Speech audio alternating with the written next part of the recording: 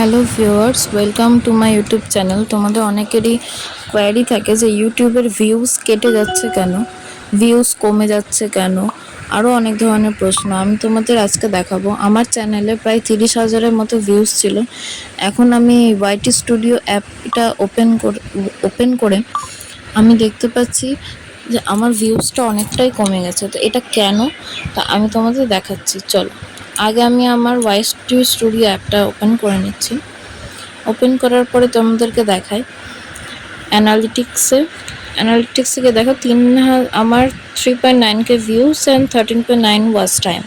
তো এটা কেন? আমার তো 30,000-এর ওপরে ভিউজ ছিল আমার চ্যানেলে, এটা কিসের জন্য দেখাচ্ছে? তো এটার একটা অপশান আছে, আমি তোমাদেরকে বলছি। এখানে অ্যানালিটিক্সে গিয়ে আমি তোমাদের দেখাবো আমার ভিডিওর ভিউজগুলো কেন কমে যাচ্ছে। এখানে একটা অপশান আছে,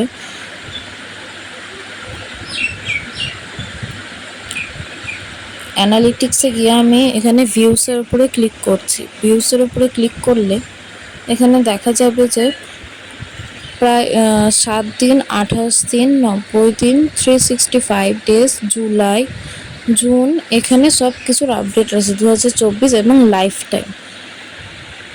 তো লাইফ টাইমে যেটা আপডেট আছে সেটা হচ্ছে আমার 5,73,153। এই ভিউজটা হচ্ছে আমার পার্মানেন্ট, আমার কোনো প্রোফাইলে রিচ ডাউন হয়নি। ওটা হচ্ছে তোমার 7 দিনের যেটা ভিউজ, সেটা তোমাকে ওখানে ড্যাশবোর্ডে দেখাচ্ছে, কিন্তু তোমার লাইফ টাইম সেটা তুমি এখান থেকে দেখতে পাবে। আমার ওয়াচ টাইমটা দেখে নাও, 2,254টা। তো এটা হচ্ছে পার্মানেন্ট, কোনো রিচ ডাউন হয়নি। তোমরা যদি তোমাদের কোয়ারি থাকে যে ইউটিউবে কেন ভিউজ কমে যায়, কেন কেটে যায়, তো আমি তোমাদের অপশনটা দেখালাম। তো আমার ভিডিওটা তোমাদের যদি হেল্পফুল লাগে, আমার চ্যানেলটা অবশ্যই সাবস্ক্রাইব করে দিই।